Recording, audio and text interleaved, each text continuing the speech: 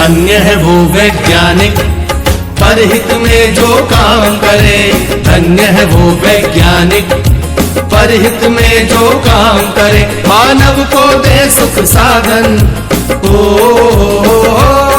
मानव को दे सुख साधन, दुनिया में रोशन नाम करे। धन्य है वो वैज्ञानिक परहित में जो काम करे।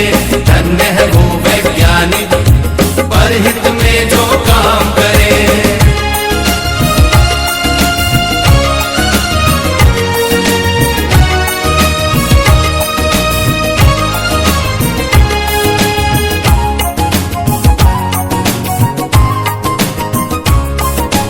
कभी सोच कर देखा है कि अपने पूर्वज कैसे थे।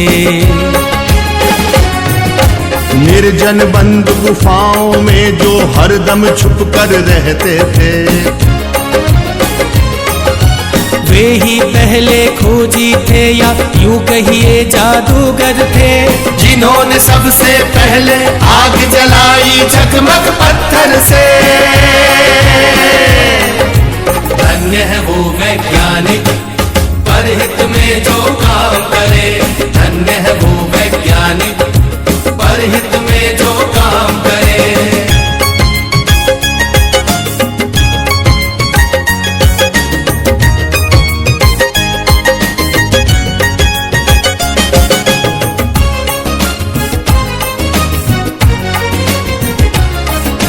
क्रांति घट गई दुनिया में जब हुआ पहिए का आविष्कार। वाहन बनने लगे अनोखे, यात्रा ने पकड़ी रफ्तार। धातु खोजी गई तो बनने लगे धातुओं के औजार। बर्तन वाहन घर दरवाजे और धातुओं के हथियार। धन्य है वो वैज्ञानिक परहित में जो काम करे। धन्य है वो वैज्ञानिक परहित में जो काम करे।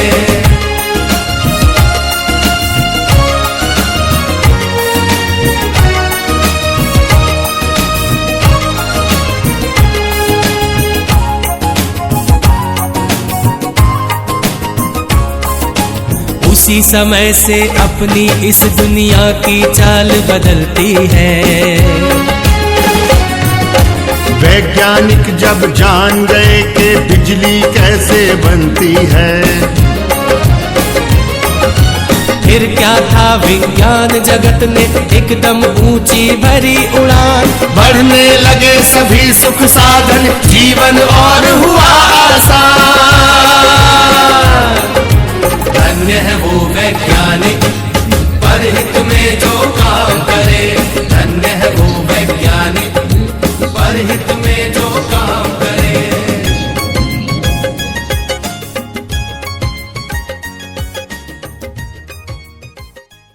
My name is Nancy Sahu.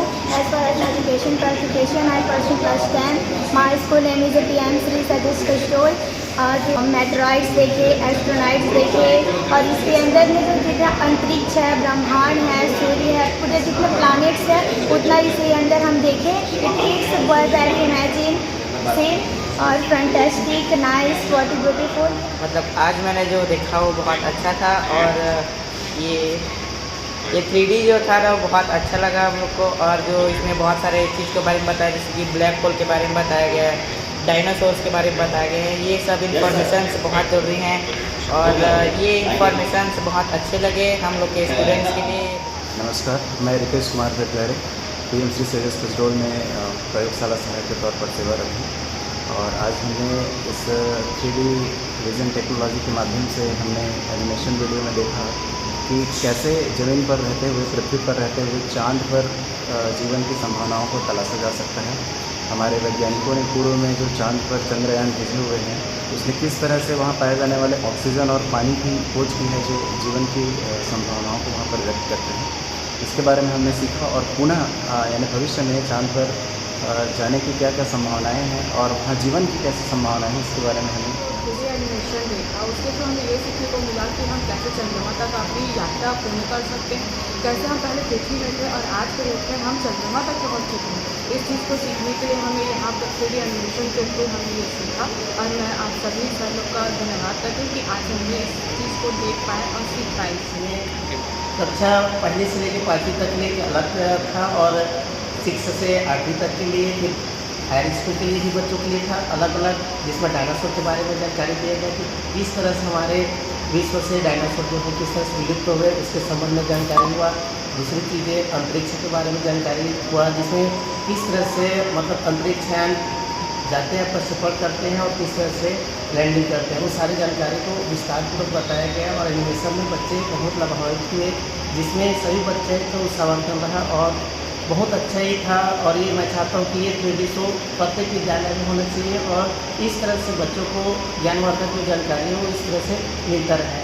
ओटू प्लेटोरियम के द्वारा हमारे पीएम श्री सेजेस फेस्टिवल द्वारा शो किया गया 3D शो, जो कि बच्चे ने बहुत एंजॉय किया और साथ ही साथ उसमें जितने भी तमाम जो नॉलेज की बातें हैं वो सब उन्होंने प्राप्त किया। टीचर्स भी देखे और उनको भी लगा कि ये इस प्रकार का शो निश्चित ही हर विद्यालय में हर जगह होनी चाहिए, ताकि वो तमाम जो बारीकी चीज़ें अंतरिक्ष में, स्पेस में और किस प्रकार से वहाँ की घटनाएं होती हैं वो सभी स्टूडेंट्स जो है देख सकें और उसको जान सकें। और इस प्रकार से जो ये शो कराया जा रहा है सभी विद्यालयों में, हमारे आदरणीय कलेक्टर सर के द्वारा निर्देशित है और उनके द्वारा, तो मेरे ख्याल से बच्चे बहुत ज़्यादा लाभान्वित होंगे और उनको अच्छा नॉलेज है, तो इसके लिए मैं कंपनी को मैं बहुत बहुत धन्यवाद देता हूँ।